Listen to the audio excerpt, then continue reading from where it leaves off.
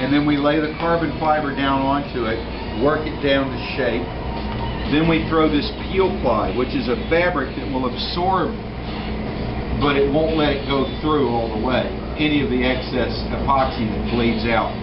And then we put this, the bleeder cloth, which lets air travel throughout the vacuum bag through all the surfaces.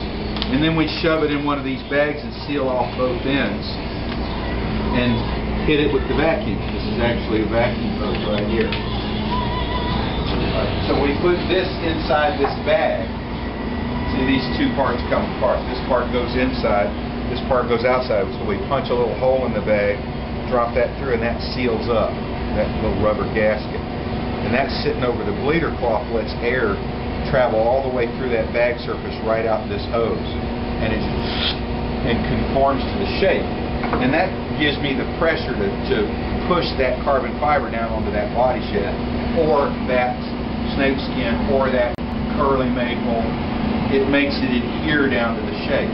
So is that all done manually? Does somebody have to do that to every guitar? Yeah, Paul does it. Wow. I'll show you the Paul. That's actually the carbon that's creating that. This piece here, you've got like a shoulder off the back of the headstock onto the neck. Which now? So the back of the headstock there, you've got sort of Yes. shoulder. So the carbon actually makes the smooth line across. Yeah, a little bit, yeah. Right.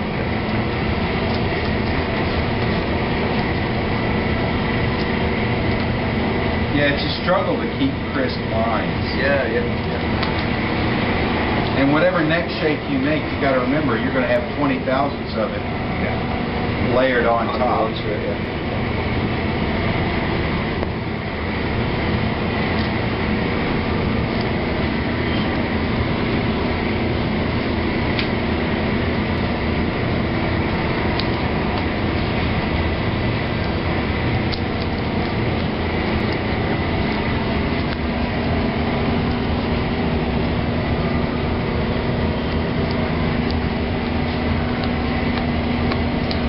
Did your Yeah. guitar?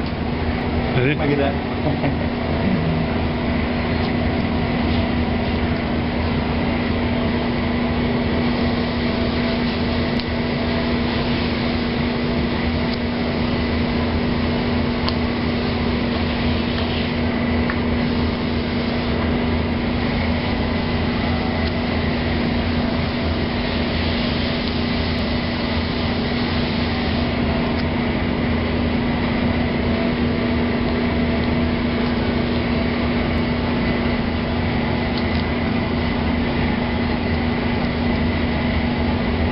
Kind of thing most people don't notice.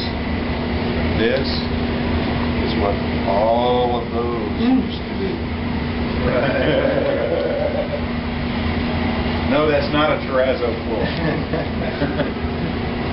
So about 3 million years when they Yeah. get this place up to say, what's this? You will have to bend over to work in the room.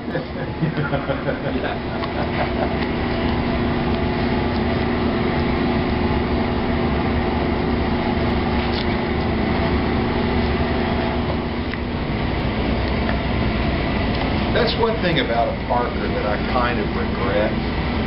It's just the nature of the beast. It does not look like there's a lot of handwork in it. Yeah. There's an enormous amount of handwork in these things.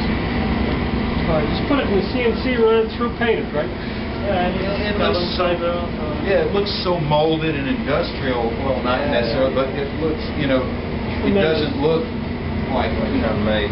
yeah, it's very much.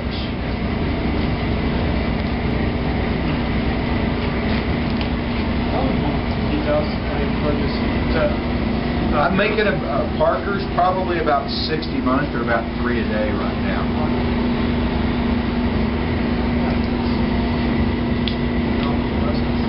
Yeah, it is. There's 36 hours in one of these guitars. It's a lot. A Les Paul has 8. Yeah. The Stratocaster has 5. Bolt neck helps.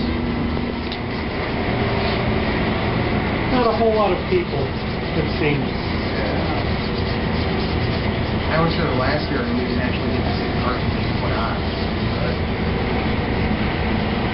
Not a You whole lot really of don't realize how labor intensive it is. Like you said, you don't actually see it because it's like, my God.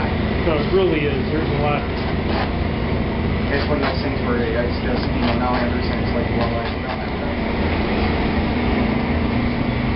And that's the other thing that people, it's like, when you're talking about a $4,400 price tag that people are choking on, a PRS is $5,200. A Les Paul Custom Shop's $7,000, $8,000. Look at what this will do to those wool, and it's kind of like, come on, guys, Very apt labor for those guitars. I work at the Gibson Custom Shop. I know that there's a lot more hand labor going in these than in a Gibson Custom Shop, especially.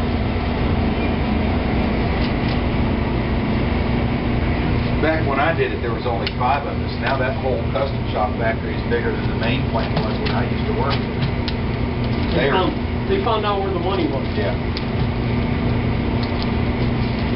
It's unbelievable that they take guitars with for pretty much all the guitars can get 11, 12, 13, 14,000. Like when they did the Moderns. Nothing special about that guitar. Other than it's Moderns. Just There's a Fable. There were 2 of them. Where'd they go? Yeah. They developed the Modern the same time they did the Explorers. Yeah, Moderns never went into production. Yeah. And so it's kind of like, there's a Fable. I know there's one out there.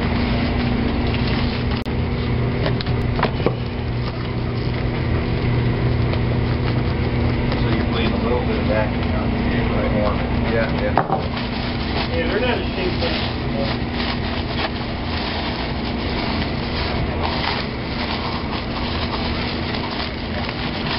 All